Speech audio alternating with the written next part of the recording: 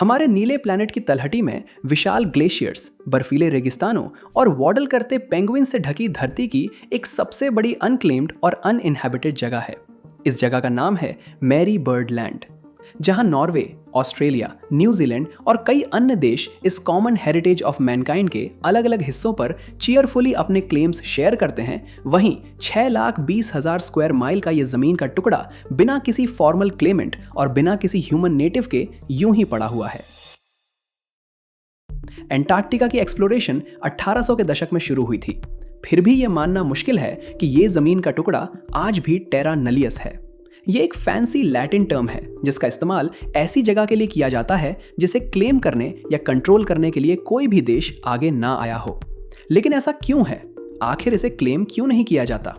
क्योंकि ऐसी जगह पर कब्जा जमाना आसान नहीं है, जहां का टेम्परेचर शायद ही कभी 0 से ऊपर जाता हो। और अपने देश की टेरिटरी एक्सपैंड करते करते क्रायोजेनिकली फ्रीज हो जाना, ये अंजाम शायद ही कोई एक्सप्लोरर चाहेगा। लेकिन एक ऐसा इंसान था जिसने ये कोशिश की। साल था 1929। रोल्ड एमंडसन और रॉबर्ट फॉल्कन स्कॉट जैसे एक्सप्लोरर्स उस आइस कॉन्टिनेंट को पहले ही एक्सप्लोर कर चुके थे। लेकिन रॉस आइस शेल्फ और रॉस सी के पूर्व में और पैसिफिक ओशन के दक्षिण में एक अनक्लेम्ड जमीन का विशाल टुकड़ा मौजूद था। जल्द ही इसे एक अमेरिकन एक्सप्लोरर ने स्पॉट किया, एडमिरल रिचर्ड ई बर्ड। वो पहले इंसान बने जिन्होंने एक एक्सप्लोरेटरी फ्लाइट के दौरान इस जमीन को देखा। जब वो और उनका क्रू यहाँ उतरे तो ये जगह इतनी इनहॉस्पिटेबल थी कि कैंप सेटअप करने के लिए उन्हें रॉस आइस शेल्फ की ओर जाना पड़ा। उन्होंने इस रीजन का बहुत कम हिस्सा एक्सप्लोर किया था, लेकिन इसके बावजूद उन्होंने इसका नाम अपनी वाइफ के नाम पर रख दिया और इसी तरह मैरी बर्ड लैंड का जन्म हुआ। एनिवर्सरी गिफ्ट के हिसाब से देखें तो ये किसी भी मायने से छोटा नहीं था। तब से एंटार्क्टिका के इस वेस्टर्न रीजन को एक्सप्लोर करने को लेकर काफ़ी रिलक्टेंस रही है। लेकिन इन तमाम चुनौतियों के बावजूद 1933 से 1935 के बीच एक दूसरा बर्ड एक्सपीडिशन आयोजित किया गया। पॉल सिपल और F.A. वेड की अगुवाई में इस एक्सपीडिशन ने फॉस्टर माउंटेन्स तक पहुंचने में सफलता हासिल की। इसके साथ ही दुनिया मैरी बर्ड लैंड के अब तक अज्ञात हिस्सों को समझने और डिस्कवर करने के एक कदम और करीब पहुंच गई थी। अमेरिकन्स वाकई एक रेजिलिएंट बंच हैं और 1939 में United states president Franklin D Roosevelt ने यहां हार्ड बॉल खेलने का फैसला किया। उन्होंने United states Antarctic service expedition के मेंबर्स को एंटार्क्टिका के कुछ हिस्सों पर यूनाइटेड स्टेट्स की सॉवरेनिटी स्थापित करने के निर्देश दिए। मैरी बर्ड लैंड उस लिस्ट में सबसे बड़ी प्रायोरिटी थी। लेकिन जितनी उम्मीद की गई थी, दुर्भाग्य से अमेरिकन्स के लिए ये वॉयेज उतना फ्रूटफुल साबित नहीं हुआ। कुछ भी औपचारिक रूप से फाइनलाइज नहीं हो पाया था और ऑनेस्टली वर्ल्ड वॉर के दौरान पेपर वर्क पूरा करना और टेरिटोरियल क्लेम्स को फॉर्मलाइज करना आसान नहीं था। वर्ल्ड वॉर 2 के चरम पर एंटार्क्टिका मिसाइल बेसिस और टैक्टिकल एडवांटेज के लिए एक बेहतरीन स्ट्रेटेजिक ऑप्शन लगने लगी थी। इस दौर में नेशंस उन हिस्सों पर दौड़कर क्लेम करने लगे थे जिन्हें अमेरिकन और ब्रिटिश एक्सप्लोरर्स ने स्पॉट किया था, और यहाँ कोई आई सॉ इट फर्स्ट वाला रूल नहीं था। नाज़ीज़ ने तो प्लेन से स्वास्तिकास तक ड्रॉप किए थे। केओस की बात करें तो ये उसकी एक अलग ही लेवल थी और 1959 तक वर्ल्ड वॉर 2 खत्म हो चुका था और कोल्ड वॉर पूरे जोर पर था। तो फिर इन वॉरिंग नेशंस ने क्या किया?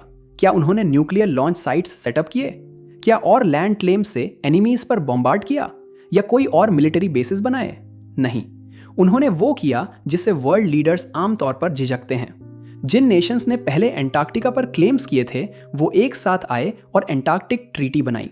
शॉर्ट में इस ट्रीटी ने कंट्रीज को एंटार्क्टिका को साइंटिस्ट के लिए एक सेफ प्लेस डेजिग्नेट करने की अनुमति दी, जहां वे नेशनल बाउंड्रीज या टेरिटोरियल क्लेम्स की परवाह किए बिना रिसर्च कर सकते थे, डिस्कवरीज शेयर कर सकते थे और साथ मिलकर काम कर सकते थे।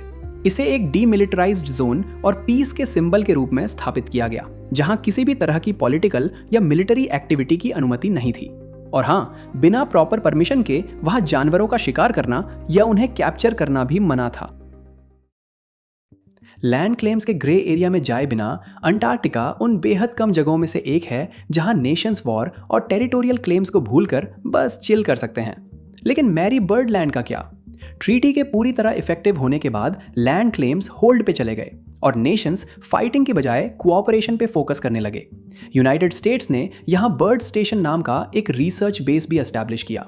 और नहीं, ये उस आइसी वेस्टलैंड पे राइट्स हासिल करने की कोई चाल नहीं थी। ऑनेस्टली वो चाहते भी क्यों? वहां की वाइल्ड वेदर कंडीशंस की वजह से काम करना इतना मुश्किल है कि रिसर्चर्स सिर्फ समर के दौरान ही बेस पे रहते हैं।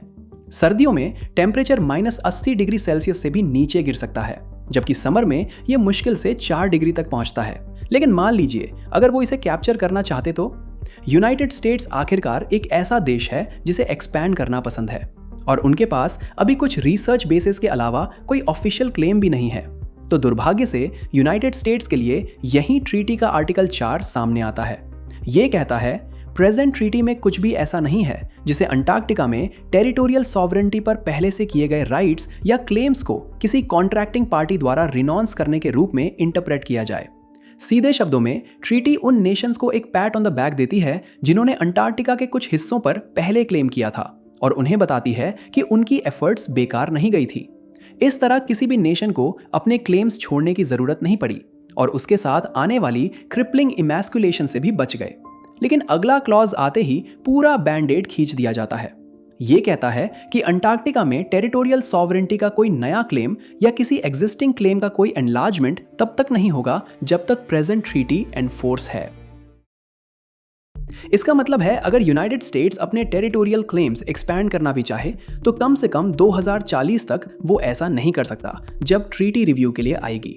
ये है ब्यूरोक्रेसी एट इट्स बेस्ट। लेकिन साथ ही ये नेशंस को अपनी मसल्स फ्लेक्स करने से भी रोकती है। तो अगर ट्रीटी पर हस्ताक्षर करने वाले 53 नेशंस मैरी बर्ड लैंड नहीं ले सकते तो क्या कोई और ले सकता है? मान लीजिए आप अंटार्कटिका का वॉयज करना चाहते हैं, वहां अपना देश बनाना चाहते हैं, अपना नेशनल एंथम लिखना चाहते हैं और धूमधाम से कॉरोनेशन भी करना चाहते हैं। क्या ऐसा हो सकता है? माफ करना, लेकिन नहीं। ट्रीटी के बाहर की किसी भी एक्टिविटी को रिकॉग्नाइज नहीं किया जाएगा और यूनाइटेड नेशन से अपने नए नेशन की सॉवरेनिटी रिकॉग्नाइज करवाना बेहद मुश्किल होगा। लेकिन इसका मतलब ये नहीं कि लोगों ने कोशिश नहीं की। और फिर एक पर्टिकुलरली हिलेरियस सिचुएशन सामने आती है जिसमें कुछ लीगल लूप होल्स, थोड़ी क्रिएटिव इंटरप्रिटेशन और अपनी पर्सनल करेंसी तक शामिल है। ट्रेविस मैकहेनरी हमेशा के लिए इतिहास में उस जीनियस के रूप में याद किए जाएंगे जिसने मैरी बर्ड लैंड से अपना एक नेशन बनाने की कोशिश की। 2001 में नेवी में सर्व करते हुए उन्होंने मैरी बर्ड लैंड को वेस्ट अंटार्कटिका डिक्लेयर कर दिया और खुद को ग्रैंड ड्यूची ऑफ वेस्ट अंटार्कटिका का किंग घोषित कर दिया। ट्रेविस का दावा है कि अंटार्कटिक ट्रीटी में मौजूद एक लूप होल उनके क्लेम को लेजिटिमेट बनाता है। उन्होंने कई गवर्नमेंट्स को लेटर्स भी भेजे, उनसे अपनी टेरिटरी को लेजिटिमेट करने और उनकी रूलरशिप को ऑफिशियल रिकॉग्निशन देने की गुजारिश करते हुए।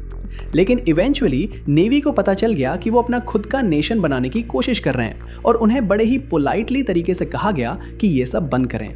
लेकिन उन्होंने हार नहीं मानी और 2018 तक वेस्ट अंटार्कटिका के इंप्रेसिव 2356 सिटीजन्स भी हो गए थे। हालांकि उनमें से कोई भी वहां नहीं रहता था, तो उनकी कॉरोनेशन जल्द होने की संभावना काफी कम है। लेकिन इसके बावजूद वो अपना स्पिरिट हाई रखते हैं और आज भी खुद को ग्रैंड ड्यूक कहते हैं। ये सुनने में किसी मूवी प्लॉट के जैसा लगता है ना, लेकिन मैं सीरियस हूँ। असल में nobody wants Marie Byrd Land, क्योंकि मैरी बर्ड लैंड भी किसी को नहीं चाहती है। तो क्या हम कभी अंटार्कटिका में फुल टाइम रह पाएंगे, साल के सिर्फ कुछ महीनों की बजाय? खैर, साइंस और टेक्नोलॉजी हर दिन इवॉल्व हो रहे हैं और अगर हम किसी इंसान को मून पर भेज सकते हैं तो शायद ये सिर्फ टाइम की बात है कि एक दिन हम अर्थ के फाइनल फ्रंटियर को भी कॉन्कर कर लेंगे। पर्सनली मैं उस दिन का वेट कर रहा हूं जब इलॉन मस्क कोई back to the future style travel bus बना दें जो सब जीरो टेम्परेचर्स और ब्लिजर्ड विंड्स को भी आसानी से झेल सके। लेकिन आप क्या सोचते हैं? नीचे कमेंट्स में जरूर बताइए और जब आप वहां हो तो चैनल को सब्सक्राइब करना मत भूलिए। देखने के लिए शुक्रिया और मिलते हैं अगले वीडियो में।